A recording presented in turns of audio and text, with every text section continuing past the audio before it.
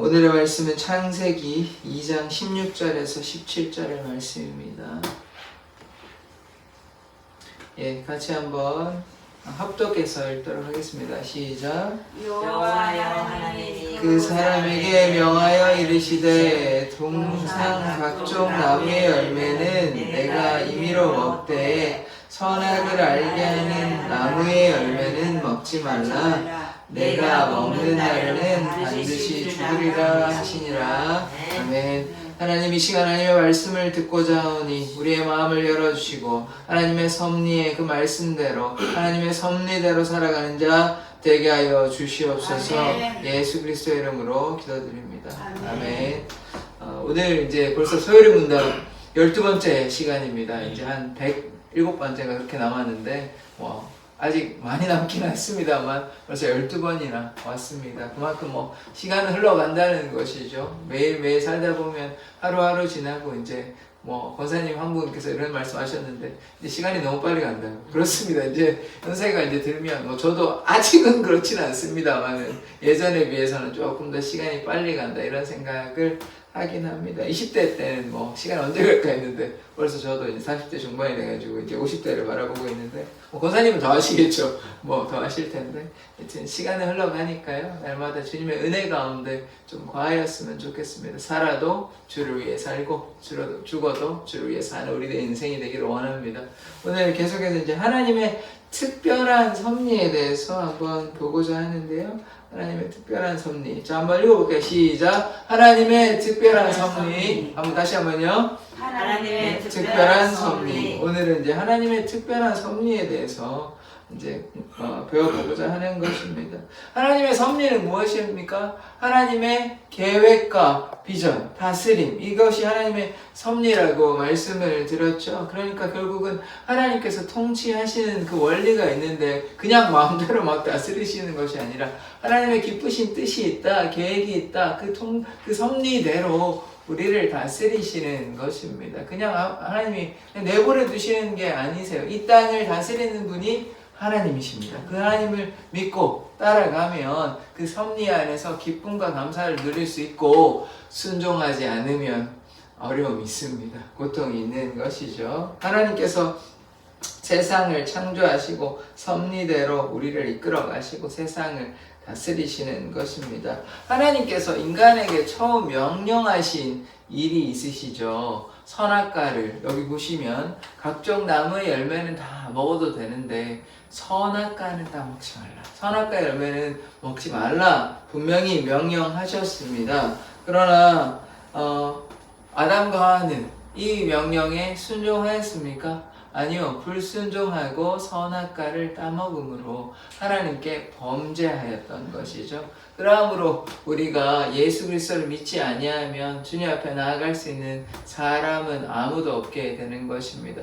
우리의 불순종으로 말미암아 선악과를 따먹으로 말미암아 우리가 주님 앞에 나아가지 못하게 되는 것이죠.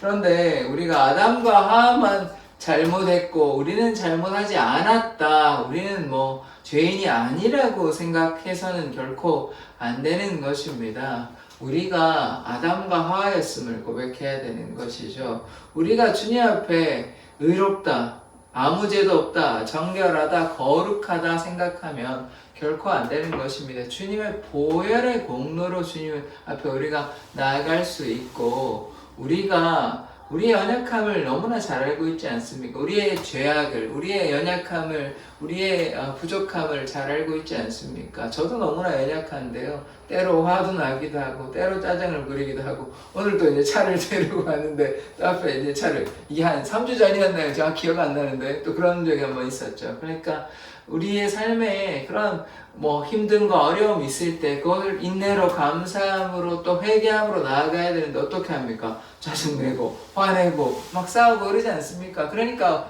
우리의 모습이 아담과 하와의 모습이라고 생각해야 되지 왜 아담과 하와는 선악과를 따먹어가지고 우리를 힘들게 하냐 이렇게 생각하는 사람이 있는지는 모르겠습니다만 그렇게 생각하면 우리가 참 어리석다 생각하면 됩니다. 우리의 욕심이 얼마나 큰지 그것은 이제 아담과 하와의 모습에서 발견하면 되는 것입니다. 이제 사단에 속긴 했지만 그런 욕심을 부리는 거죠. 하나님께서 말씀하시는데 우리가 순종해서 살아가면 되는데 우리가 그렇지 못하는 것 아닙니까? 하나님의 뜻대로 살아가면 그 삶에는 기쁨과 감사가 있고 행복함이 있는데 하나님의 뜻에 따라 살지 못하면요, 분명한 어려움이 있는 것입니다. 사단이 우리를 괴롭히고 마음 가운데 질병도 있고요, 또 육신의 질병도 있고 또 마음의 질병으로 괴로워하는 게 인간의 삶입니다. 그러나 하나님을 믿고 순종하면 그 안에 기쁨이 있고 하나님께서 우리의 질병도 치료하여 주시고 축복도 베풀어 주시고, 그래서 우리 안에 하나님의 놀라우신 은혜가 넘쳐나는데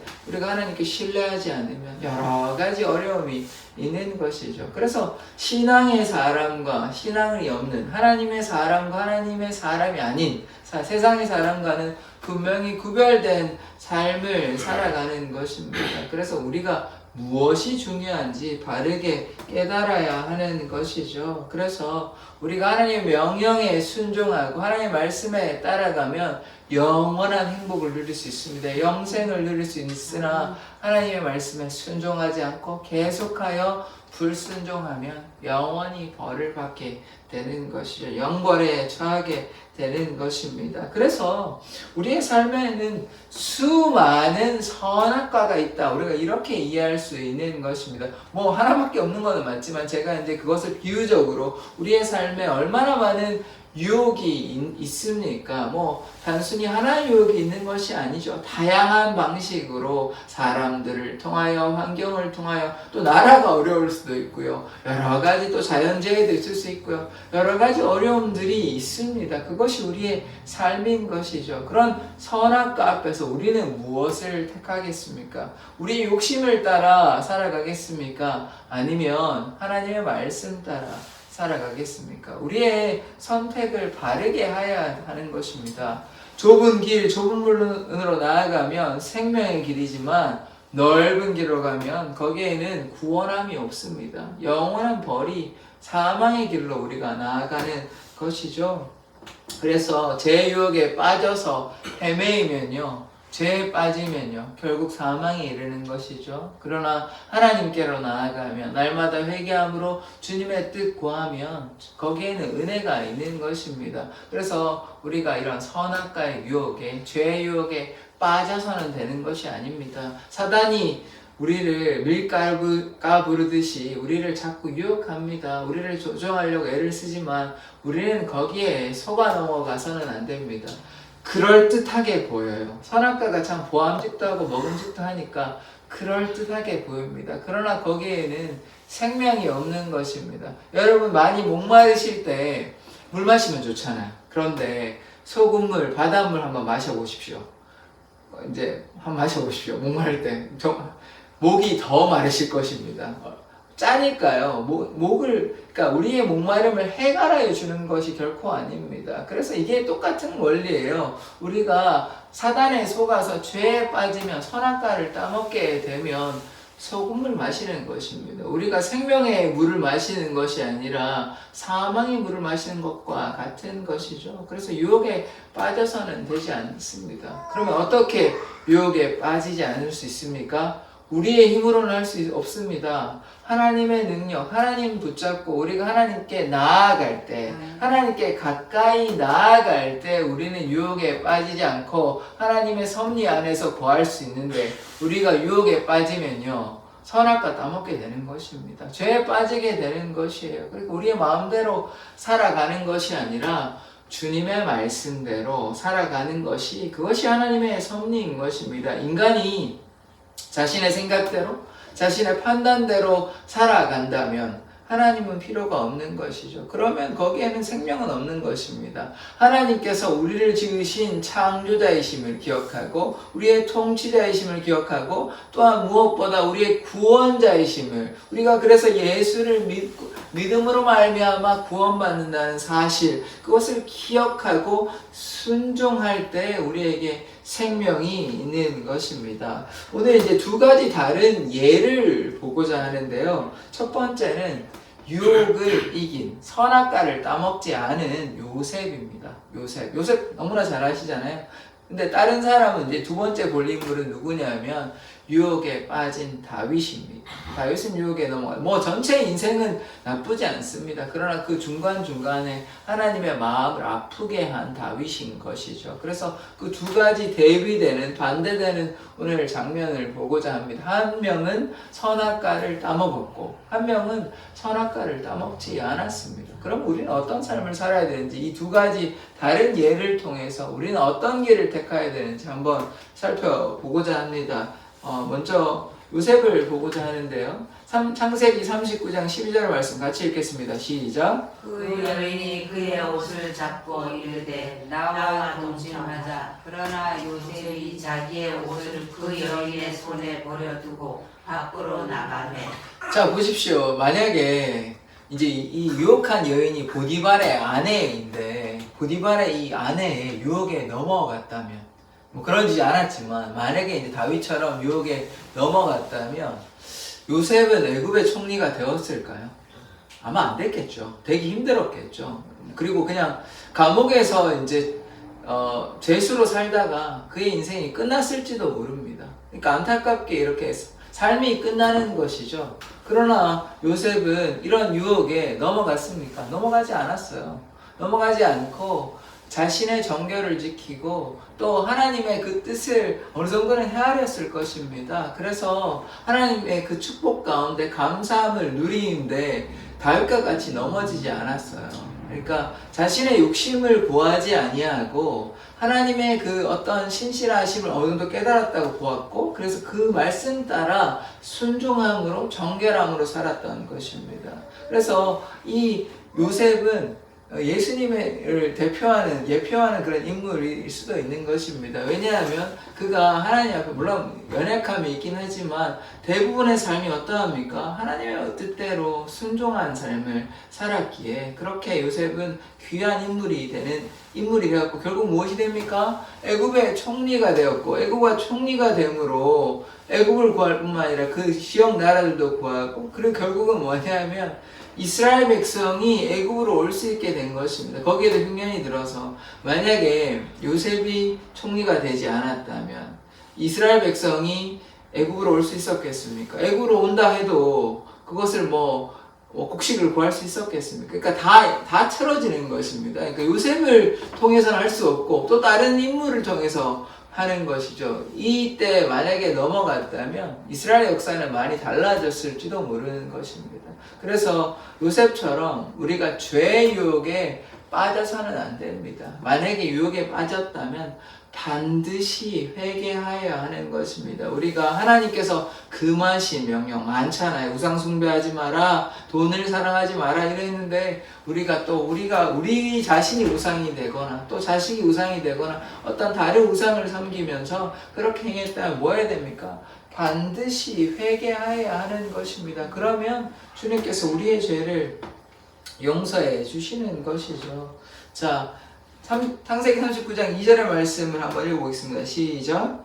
여호와께서 요셉과 함께 하심으로 그가 형통한 자가 되어 그의 주인 애굽 사람의 집에 있으니. 자, 보십시오. 여호와께서 요셉과 함께 하심으로 그가 형통한 자가 되어 요 말씀을 근거하였을 때 요셉은 뭐 확실히 알 수는 없습니다만 어느 정도 하나님을 인식하고 인지하고 하나님과 소통하였다 혹은 기도하였다 우리가 이해할 수 있는 것입니다. 나중에 보면 이제 우리가 또 보게 될 텐데 하나님께서 나를 보내셨다라는 이런 얘기를 하는 걸로 봐서 뭐 그런 장면이 나오지는 않습니다. 이제 이걸 통해서 우리가 추측할 따름이죠. 그런데 요셉은 분명히 하나님의 은혜, 섭리를 깨달았던 것이죠. 요셉이 왜 종으로 팔려나갔습니까? 이스라엘 백성을 구하기 위해서, 또 이집트를 구하기 위해서. 왜냐면 그렇지 않으면 이집트 총리가 되지 않는 것이에요. 이집트의 바로의 그 꿈을 해석하지 않으면 됐겠습니까? 7년 흉년이 오고 7년 풍년이 오는 그런 꿈을 해석하지 않았다면 애굽의 총리가 되었겠습니까? 그렇지 못하는 것이죠. 그래서 우리가 하나님의 그 뜻을, 하나님의 그 섭리를 우리가 깨닫는 자가 되어야 되는 것입니다. 요셉은 그 섭리를 어느 정도 깨달았다고 이해할 수 있고, 그래서 죄의 유혹에 빠지는 것이 아니라 하나님의 뜻대로 살아갔던 사람입니다. 하나님과 함께 하였던 것이죠. 그러므로 하나님의 역사가 요셉을 통하여 나타난 것입니다. 죄의 유혹에 빠지지 아니하고 하나님을 신실하게 믿고 순종하였다. 그렇게 볼 수 있는 것이죠. 그러함으로 말미암아 하나님의 역사가 요셉의 삶을 통하여 나타나고, 요셉 한 개인을 위한 그런 하나님의 역사가 아니라 이집트에게, 또한 이스라엘 백성에게 그렇게 하나님의 놀라운 역사가 요셉을 통해서 나타나게 되는 것이죠. 그래서 우리도 이와 같이 날마다 하나님과 함께하는 삶 살기를 원합니다. 그러면 하나님께서 우리의 삶을 책임져 주십니다. 우리가 하나님께 순종하면, 우리가 하나님께 가까이 나아가면 하나님께서 요셉과 함께 하셨듯이 우리와 함께 하실 줄 믿습니다. 그래서 우리가 죄에 빠져서는 안 됩니다. 죄에 빠지면, 유혹에 넘어가면 우리가 어떻게 되냐면, 죄에 빠지는 것이 문제가 아니라 죄에 빠짐으로 누구로부터 멀어지게 되는 걸까요? 하나님으로부터 멀어지게 되는 것입니다. 죄의 유혹에 빠지는 게, 그것도 당연히 문제긴 하지만 죄에 빠지는 게 문제가 아니고, 죄에 빠지는 그 결과로서 하나님께 멀어지는 것이에요. 선악과의 의미가 거기에 있는 것입니다. 죄에 졌죠. 잘못된 거예요. 근데 문제가 뭐냐면 죄를 졌기 때문에 하나님께로 멀어진다니까요. 그러니까 요셉이 이 유혹에 넘어졌다면 하나님께로부터 멀어졌기 때문에 하나님의 역사를 이룰 수가 없는 것입니다. 그래서 우리가 죄의 유혹에 빠져서는 안 돼요. 그럼 어떻게 해야 되냐? 날마다 경건하게 새 속에 물들지 않아야 됩니다. 우리를 지켜야 돼요. 우리를 지켜야 돼요. 그런데 그거 우리의 힘으로 하는 건 아니죠. 그럼 우리가 어떻게 우리를 지킬 수 있습니까? 성령 충만함으로, 예수님께 나아감으로 우리를 지킬 수 있는 것입니다. 그러함으로 새 속에 물들지 않는 것이에요. 죄의 유혹에 빠지지 않는 것입니다.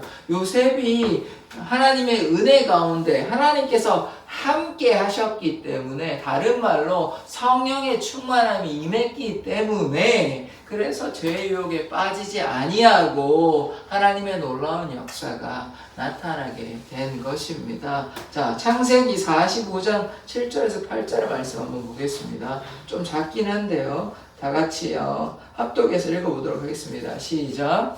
하나님이 큰 구원으로 당신들의 생명을 보존하고 당신들의 구원을 세상에 두시려고 나를 당신들보다 먼저 보내셨나니, 그런즉 나를 이리로 보낸 이는 당신들이 아니요 하나님이시라. 하나님이 나를 바로에게 아버지로 삼으시고 그 온 집의 주로 삼으시며 애굽 온 땅의 통치자로 삼으셨나이다. 아멘. 자, 지금 요셉이 어떠한 고백들을 합니까? 이제 하나님께서 나를 어떻게 하셨는지 이거를 쭉 이제 설명하고 있는데, 실제로 보세요. 하나님이 큰 구원으로 당신들의 생명을 보존하고 당신들의 후손을 세상에 두시려고, 다르게 얘기하면 이스라엘 백성들을 구하시려고 나를 보냈다, 이렇게 얘기하고 있습니다.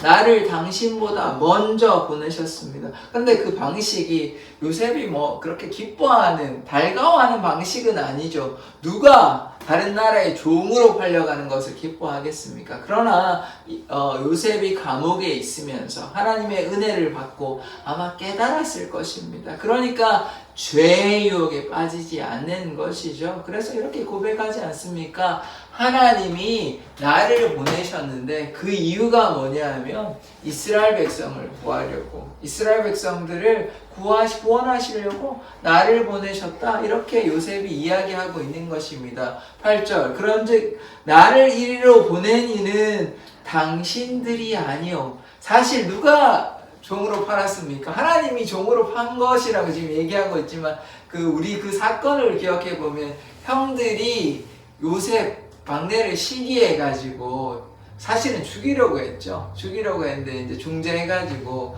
죽지는 않고 어떻게 됐습니까? 종으로 팔려가게 되는 것입니다. 그래서 형들이 파는 거 맞아요. 맞는데 요셉이 지금 뭐라고 얘기합니까? 형들이 판 게 아니라 당신들이 나를 판 게 아니라 뒤에 뭐라고 얘기합니까? 하나님이 나를 이렇게 이곳에 보냈다고 얘기하는 것입니다. 놀라운 고백 아닙니까? 이게 믿음의 고백이거든요. 만약에 이런 일이 일어나지 않고 하나님의 뜻을 깨닫지 못했다면 형들을 만나기도 어렵겠지만 만약에 형들을 만났다면 하나님의 뜻이 아니라면 자신의 권력을 이용해 가지고 형들에게 복수할 수도 있습니다. 그러나 그러지 않았죠. 그러니까 하나님의 그 사랑, 은혜를 깨달았기 때문에 형들을 다 용서합니다. 나중에 보면. 그래서 조금 골탕 먹이긴 하지만 그건 별로 중요한 건 아니고요. 하나님의 사랑과 은혜를 보여주는 것이죠. 용서를 보여주는 것입니다. 이 하나님의 은혜를 여기서 보시면 깨달았기 때문에 그렇습니다.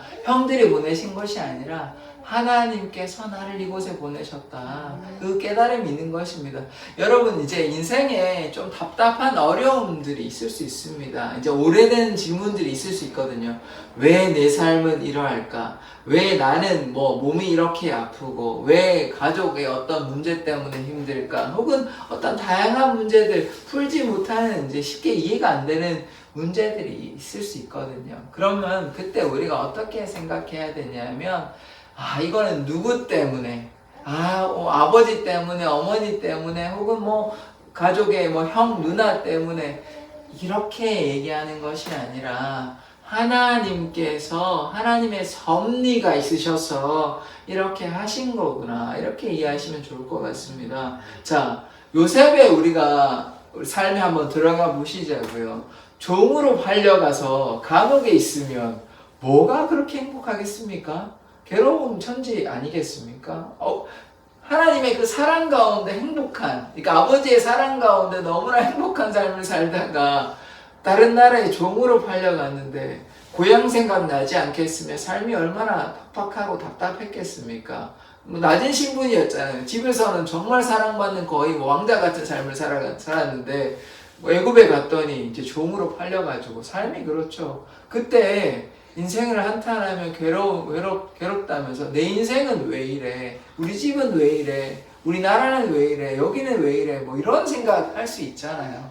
그런데 거기에 머물러 있는 것이 아니라 나오미처럼 좌절하거나 낙심하는 것이 아니라 믿음으로 행동하는 것이에요. 그래서 보시면 거기에 좌절하지 않는 것입니다. 하나님께서 함께 하심을 깨닫고 하나님과 연합된 이런 삶을 사는 것이죠. 그러니까 거기에 무엇이 있습니까? 고난이 있었는데 그 고난이 고난으로만 오는 것이 아니라 하나님의 놀라우신 은혜로 축복으로 바뀌게 되는 놀라운 역사를 경험하는 것입니다. 뭐 때문에 그렇습니까? 하나님이 함께 하시니까요.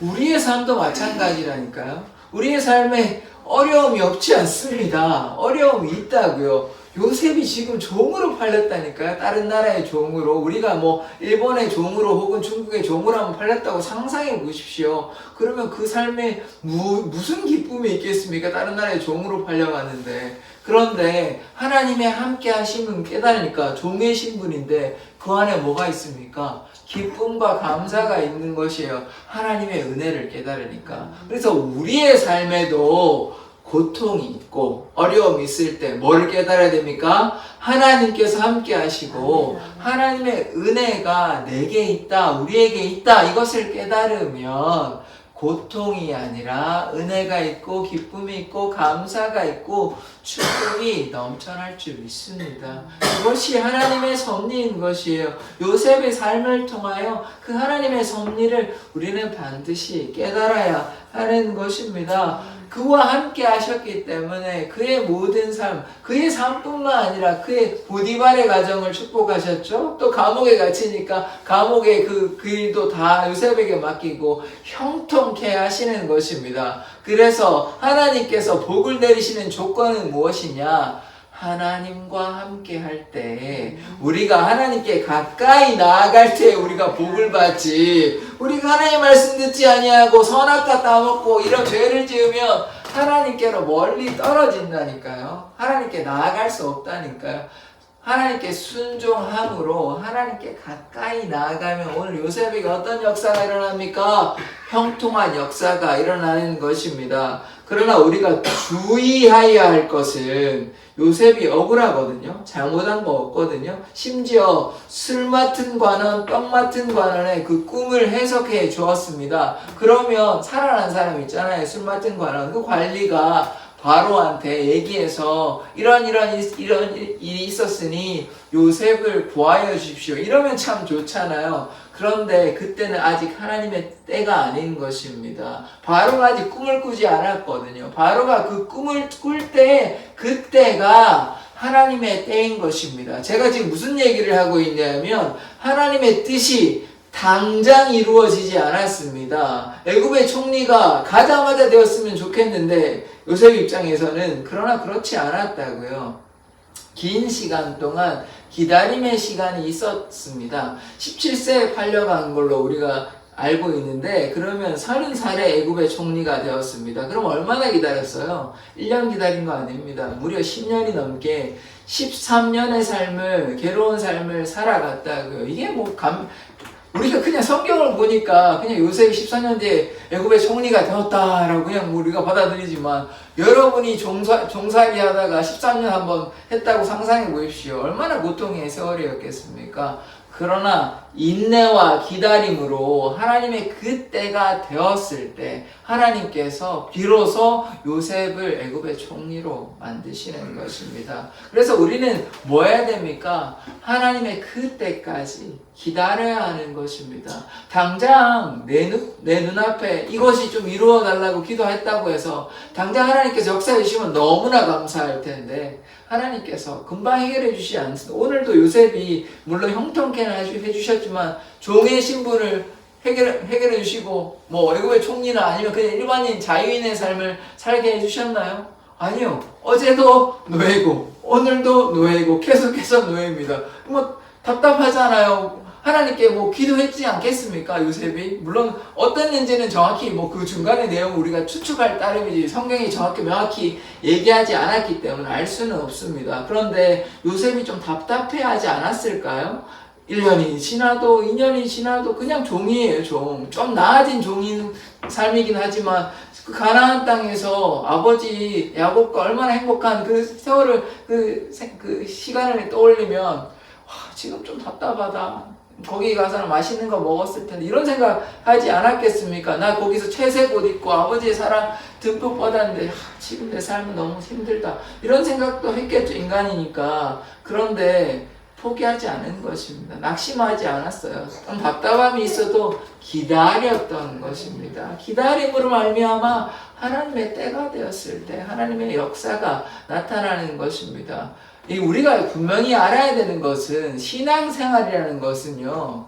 우리 때문에 하나님을 이용하는 것이 신앙생활이 아닙니다. 그거는 도깨비 방망이죠. 그거는 그냥 다른 종교나 그런 거는 모르겠는데 그건 기복신앙인 것입니다. 우리의 필요를 위해서 하나님을 사용하는 것은 그건 기복신앙인 것이죠. 그것이 아니라 우리의 어떠함에 상관없이 하나님의 뜻에 맞추어 살아가는 것이 참된 신앙인 것이죠. 그러나 우리가 하나님께 순종하면 성경에서 뭐라고 얘기하냐면 여호와를 기뻐하라. 기뻐하면 내 마음의 소원을 이루어 주신다라고 합니다. 그러니까 무슨 말이에요? 하나님의 섭리 가운데 거하면 하나님의 뜻 따라 살면 우리의 소원도 이루어 주신대요. 그러니까 순서를 뒤바꿔야 돼요. 우리의 우선순위가 하나님께 있다면 하나님께서 우리의 소원도 이루어 주신대요. 우리의 소원을 위해서 하나님을 이용하는 신앙이 아니라 하나님께 순종할 때 우리가 이런 거 필요합니다. 이런 거 어렵습니다. 라고 얘기하면 하나님께서 해결해 주신다는 것입니다. 그래서 우리가 어떤 순서로 살아가야 되는지 우리가 분명히 깨달아야 하는 것이죠. 그래서 요셉을 통하여 하나님의 이 놀라운 역사가 나타나는 것입니다. 하나님의 섭리대로 하나님의 그 말씀대로 순종하였을 때 하나님의 은혜로 말미암아 애굽의 총리가 되고 이스라엘 백성을 구하는 그런 놀라운 역사가 요셉을 통해 나타나는 것입니다. 인내하지 않았다면, 기다리지 않았다면, 좌절했다면, 낙심했다면, 혹은 아까 죄의 유혹에 빠졌다면 이런 일이 일어났겠습니까? 그렇지 않죠. 그래서 때때로 우리에게 어려움이 있더라도 좌절하는 것이 아니라 낙심할 수도 있습니다. 낙심하면 다시 돌이키십시오. 하나님의 은혜를 붙잡고 기도해야 됩니다. 자, 우리가 그 엘리야도 얘기했지만 우리가 신앙 가운데 낙심할 수 있습니다. 엘리야가 어땠습니까? 이세벨의 이제 갈멜산에서 대결해서 이겼는데도 이제 아합 왕의 아내 이세벨이 자기를 죽이려고 하니까 죽고 싶다 하거든요. 그렇게 낙심될 때가 있습니다. 그런 대단한 사람도 낙심될 때가 있고 우리도 낙심될 때 있고 좌절될 때 있습니다. 그러면 어떻게 해야 되냐면 주님의 사랑과 은혜를 기억하고 주님 앞에 나아가야 합니다. 우리가요 그냥 힘들다고 어렵다고 그냥 괴로워하기만 하면 뭐 어느 정도는 괴로워할 수 있죠. 사람 우리가 또 감정이 있기 때문에. 근데 거기에 빠져가지고 거기에 자꾸 머물러 있으면 결코 우리는 생명의 길로 나아갈 수 없는 것입니다. 우리가 낙심될 때 하나님께서 우리를 위로하여 주십니다. 오늘 요셉이 13년 동안 낙심할 수 있어요. 계속 막 우울해가지고 막 괴롭다. 내 인생은 왜 이렇게 할 수 있어요. 그런데 하나님께서 함께 하셨다는 말은 내가 낙심될 때 하나님을 바라보았다. 하나님께 매달렸다. 하나님께 나아갔다는 것입니다. 그래서 우리의 삶에 어려움이 있다. 그럼 우리가 어떻게 해야 되냐면 하나님을 의지하십시오. 하나님을 신뢰하십시오. 그러면 반드시 하나님께서 우리를 위로해 주시고 우리의 문제를 해결해 주실 줄 믿습니다. 자, 이 반대되는 사람이 있는데요. 두 번째 사람은 다윗입니다. 다윗이 참 이스라엘에게 대단한 영웅이고 성경에도 참 좋은 인물, 저도 뭐 좋게 생각하는 부분도 많이 있습니다. 그러나 다윗의 참 심각한 잘못이 뭐 한두 개 정도 있는데 그 중에 하나가 뭡니까? 밧세바를 범한 것이에요.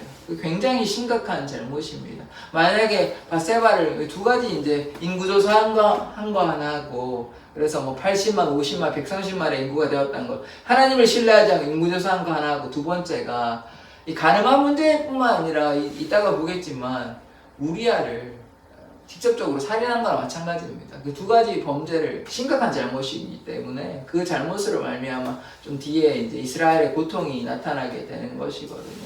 다윗이 정말 하나님께서 기뻐하시고 하나님께서 내 마음에 합한 자이었거든요. 그러나 그가 하나님의 그 말씀에 순종하지 아니하고 선악과를 따먹게 되는 그런 모습을 우리가 보게 되는 것입니다. 사무엘하 11장 2절에서 4절의 말씀을 우리 같이 한번 읽어보겠습니다. 시작.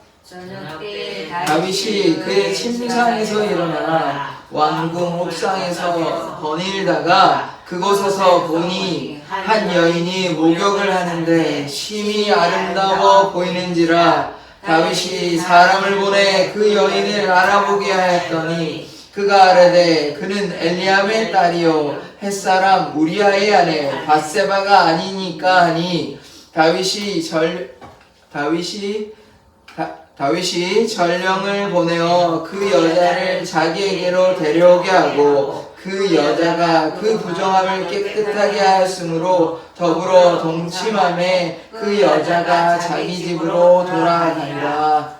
자, 좀 안타까운 장면인 것입니다. 다윗이요 참 하나님께 순종하고 하나님의 마음에 합한 자고 전쟁의 영웅이었거든요. 사울은 천천히요 다윗은 만만히로다. 이렇게 전쟁을 가는 곳마다 승리하게 해주시고 또 얼마나 고난이 많았습니까? 사울의 핍박이 있고 사울이 죽이려고 여러 번 시도도 하고 군사도 보내고 창도 던지고 이렇게 고난이 많았지만 그것을 다 이겨냈어요. 침을 흘리고 미친 척도 하기도 하고 또 시글락에서 아말렉이 쫓아와서 자신의 가족들과 그 400명 이렇게 있었는데 그 사람들 다 아내하고 자녀들하고 가축하고 막 다 데려갔거든요. 그래서 사람들이 어떻게 하냐면 다윗을 돌로 쳐 죽이려고 그랬습니다. 그런데 설득해가지고 거기 가서 다 구하여 옵니다. 하나도 손실이 없이 다 구하여 와요. 자녀들도 구해오고 가축도. 그러니까 이런 여러 가지 이제 고난을 다 겪어놓고 그러면 어떻게 해야 됩니까? 이제 순종하면서 잘 살았더라. 이러면 성경 말씀이 참 좋을 텐데 이렇게 왕궁에서 편안하게 있는 것이에요. 그렇게 수많이 전쟁에 나왔을 때는 하나님께 순종했는데 지금 왕궁에서 거니까 편하게 있으니까 뭐합니까? 한 여인이 목욕하는 거 보고 그냥 뭐 받는 것도 뭐 좋은 일은 아니지만 그럼 거기서 멈췄으면 그렇게 그냥 끝나는 거예요. 그런데 그것이 어떻게 됩니까? 지금 뱀이 속이는 거예요. 유혹하는 겁니다. 봤어요. 그럼 어떻게 했어요? 멈추면 되잖아요. 거기서 멈추면 범죄하지는 않습니다. 그냥 그렇게 하고 마는 거예요. 나쁜 생각하고 마는 거예요. 그런데 그것을 보고 유혹에 넘어져서 어떻게 됩니까? 바세바를 데려오게 해서 동침하게 되는 것입니다. 그래서 안타까운 이런 모습을 보는 것이죠. 우리가 날마다 영적 전쟁이 있는 것입니다. 하나님 앞에 우리가 가까이 나아가면, 하나님께 순종하면 우리가 영적 전쟁에 승리할 수 있지만, 이렇게 자신만의 유혹에 빠져서 혹은 욕심을 부리고 안락한 생활 가운데 거하면 어떻게 됩니까? 영적 전쟁에 백전백패하는 것입니다. 다윗이 오늘 이렇게 백패하는 것이에요. 하나님께 순종하지 아니하고 욕심 가운데 거하니까 사단이 유혹하니까 어떻게 됩니까? 그 유혹에 넘어가는 것이에요. 그러니까 얼마나 연약한 모습입니까? 그래서 이런 선하지 못한 행동을 하게 되는 것이죠. 자, 그러나 이 다윗의 잘못은 단순히 가늠만이 아닌 것입니다. 자, 사무엘하 11장 14절에서 15절 말씀 같이 한번 읽어보겠습니다. 시작.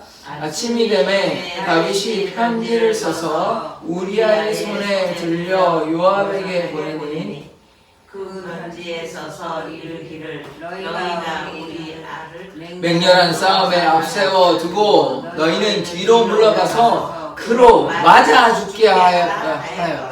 얼마나 잔인합니까? 이게 참 이 다윗이요, 요 장면만 보면 참 악랄한 사람이거든요. 이 영웅이 아니고 하나님이 신실한 사람이 아니고 요 사건만 보면 참 못된 사람인 게 드러나는 게 어떻게 하냐면 자신이 이제 밧세바를 범했잖아요. 그러니까 요거를 숨기려고 완전 몸대를 꿈꿨는데 어떻게 했냐면 우리아를 불러 들여가지고 아내랑 같이 자라고 그거를 몇 번이라면 2번이 합니다. 술도 먹여가지고 그렇게 해도 우리아는 참 충직한 사람인 게 이 사람은 이방 사람이거든요. 그런데 이스라엘을 위해서 그렇게 열심히 싸우고 전쟁하는데 이 사람들이 다 이렇게 전쟁하고 있는데 나만 이렇게 편안할 수 없다. 들어가지 않아요. 같이 잠을 자지 않습니다. 그러니까 얼마나 대비되어요. 다윗은 편안하게 그렇게 고생하다가 이제 왕이 돼가지고 편안하니까 거닐다가 유혹에 빠져서 그렇게 범죄했는데 우리아는 완전 다릅니다. 우리아는 지금 전쟁 중인데 내가 어떻게 그럴 수 있냐. 밖에서 자요. 밖에서 2번이나 한 번도 아니고 2번이나. 그러니까 다윗이 지금 완전 범죄를 꿈꿨어요. 그래서 그냥 이렇게 해가지고 그냥 자연스럽게 넘어가려고. 그렇게 그것도 악한데 그것도 참 악해요. 그것도 하나님께 범죄함인데 그것보다 더한 행동을 지금 하게 되는 것입니다. 어떻게 되냐면 전쟁 중에 우리아를 선봉으로 세워가지고 우리아를 죽게 만드는 것이에요. 이것은 다윗이 직접적으로 칼을 찔러서 죽이는 거랑 마찬가지인 거예요. 보세요. 그로 맞아 죽게 하라. 이 다윗이 얘기한 거예요, 이게. 옆에 뭐 모사들이 뭐 요압이나 이런 장군이 얘기한 것이 아니라 다윗이 그런 생각을 가지고 이렇게 명령한 것입니다. 우리아를 죽게 하라고요. 그러니까 얼마나 지금 잔인한 행동입니까? 가늠하였죠. 그거 참 하나님께 잘못하는 것인데 그것만 한 것이 아니라 밧세바의 남편 우리아를 그렇게 이제 완전 몸대를 꿈꿔가지고 이제 자게 했는데 그것도 이제 안 하니까 2번이나 그랬는데 안 넘어오니까 어떻게 하냐면 전쟁에 제랍에 보내가지고 죽게 만드는 거예요. 얼마나 잔인합니까? 이 장면만 보면 물론 다른 장면을 보면 참 다윗이 귀한 왕이고 골리앗과 싸워서 참 이기고 뭐 정말 충실하고 선한 왕이긴 하지만 요 2가지의 사건을 보면 참으로 악합니다. 참으로 악해요. 자, 가늠한 거 하나님께서 좋아하시는 거 아니고 싫어하시는 거잖아요. 선악과 까먹었죠. 그러면 거기에서 멈춰야 되잖아요. 거기서 회개하면 됐을 건데 지금 거기서 끝나지 않습니다. 그래서 지금 뭘 보여주냐면 죄의 유혹에 빠지면요 또 다른 죄를 짓게 된다는 말입니다. 요거 하나 하면 회개하면 될 것 같잖아요. 아니요. 탐닉하게 되면 중독하게 되고 죄에 빠져서 이게 소금물인지 생명의 물인지 깨닫지 못하고 계속해서 험하셔요. 그럼 어떻게 됩니까? 계속해서 목이 마르는 거예요. 그러다 보면 어떻게 돼요? 사망의 길로 나아가는 것입니다. 다윗이 참으로 어리석었어요. 물론 다윗은 감사하게도 나단이 이제 얘기할 때 회개합니다. 돌이켰기 때문에 다행인데 그렇지 아니하였다면 이렇게 계속해서 죄의 유혹에 빠졌다면 망하게 되는 것이죠. 그러나 다행히 회개는 합니다. 근데 지금 보세요. 얼마나 잔인합니까? 가늠한 것도 자신의 부하의 아내를 뺏은 것도 참 잘못인데 거기에 그치는 것이 아니라 그 완전 범죄다. 그것도 나쁜데 심지어 그거를 덮으려고 어떻게 하냐. 우리아를 죽여버린다고요. 얼마나 나쁩니까? 이게 그냥 그러니까 다윗이 뭐 다른 뭐 좋은 선한 것을 많이 해서 넘어갈 문제가 아니라고요. 심각한 문제라고요. 사람을 죽인 죄, 또 가늠한 죄, 7계명 어겼고요. 살인하지 말라 6계명 어겼고 6, 7계명 다 어겼다고요. 하나님께서 명령하신 그 명령을 어떻게 했습니까? 하나님의 섭리에 순종한 삶입니까? 아니면 불순종의 삶입니까? 완전한 불순종이죠. 그러니까 이게 다윗만 그런 게 아니라니까요. 우리도 그렇다니까요. 우리도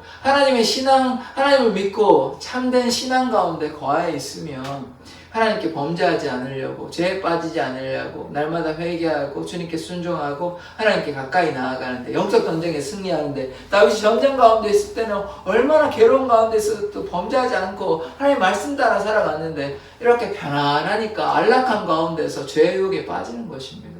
우리의 삶도 마찬가지예요. 하나님께 간절하게 구하고 기도하고 열심히 하고 예배에 참여하고 이럴 때는 괜찮아요. 그런데 조금 편안하고 이제 등도 따시고 배도 부르고 뭐 그렇게 문제가 없는 거예요. 다윗처럼 편안하니까 어떻게 됩니까? 이제 죄의 유혹에 빠지는 것이에요. 하나님께 뭐 예배할 필요 있나? 뭐 말씀 읽을 필요 있나? 기도할 필요 있나? 뭐 열심히 신앙생활 할 필요 있나? 이럴 때 어떻게 됩니까? 죄의 유혹에 빠지는 것입니다. 그래서 우리가 죄의 유혹에 빠져서는 되지 않는 것입니다. 하나님의 말씀 따라 살아야 하는 것이죠. 그래서 우리의 추악한 모습이 죄를 통해서 드러나는 것입니다. 이게 사실 우리가 또 잘 보아야 되는 것이 죄에 빠질수록 우리가 나타나는 것이 아니라 우리 안에 누가 나타나는 것입니까? 사단이요, 사단이. 우리 안에 모두가 연약한 모습, 어둠의 영, 또 안 좋은 모습들, 쓴뿌리가 다 있는 것입니다. 왜냐하면 우리 모두가 죄된 인간이기 때문에 선악과를 따먹으로 말미암아 모든 인간이 죄에 대해서 자유로울 수 없는 것입니다. 오늘 이 두 가지의 다른 비교되는 인물을 보았어요. 요셉은 어땠습니까? 하나님께 순종함으로 나아갔는데 다윗은 그러하지 않았다는 것이죠. 다윗 물론 나중에 회개해서 참 감사한 일이지만 우리는 반드시 주님 앞에 거룩하고 정결하게 나아가야 하는 것입니다. 요셉과 같이 고통과 아픔이 있더라도 인내와 감사함으로 계속해서 때로 억울한 일 당할 때에도 인내함으로 나아간 다윗도 거의 그런 삶 살았거든요. 그런데 오늘 이 사건을 바라보면 참으로 악합니다. 그래서 우리가 하나님의 뜻대로 살아가야 하지 불순종하고 이렇게 악한 삶을 살아가야 돼서는 안 되는 것입니다. 주님께 잘못하였다면 회개함으로 돌이켜야 합니다. 주님께 우리가 회개하면 우리의 모든 죄를 깨끗하게 하여 주십니다. 정결하게 하여 주시는 것입니다. 그래서 우리가 주님 앞에 나아가야 합니다. 어떠한 죄를 지었건 주님 앞에 회개함으로 나아갈 때 주님께서 우리를 회복시켜 주시고 우리를 받아주시는 것입니다. 그것이 하나님의 섭리인 것이에요. 그래서 우리가 하나님의 섭리대로 하나님의 말씀대로 순종하는 삶 살아가기를 원합니다. 다윗의 욕심, 죄욕에 빠지는 것이 아니라 선악과를 까먹는 삶이 아니라 요셉과 같이 하나님의 말씀에 순종함으로 하나님의 그 약속을 지킴으로 하나님의 은혜 가운데 거하는 삶이 되었으면 좋겠습니다. 그러함으로 말미암아 우리의 삶에 하나님의 역사하심이 반드시 나타납니다. 요셉을 사용하셨던 그 하나님께서 우리를 사용하십니다. 그래서 우리의 삶을 통해 하나님의 기적의 역사, 은혜의 역사가 나타날 줄 믿습니다. 기도하겠습니다. 하나님, 우리는 어떠한 삶을 살아가야 하는 것입니까? 우리 앞에 수많은 죄의 유혹이 있습니다. 죄의 유혹에 빠지지 아니하며 하나님의 말씀과 은혜 가운데 하나님의 섭리대로 살아가는 삶 되게 하여 주시옵소서. 감사드리며 예수 그리스도의 이름으로 기도드립니다. 아멘.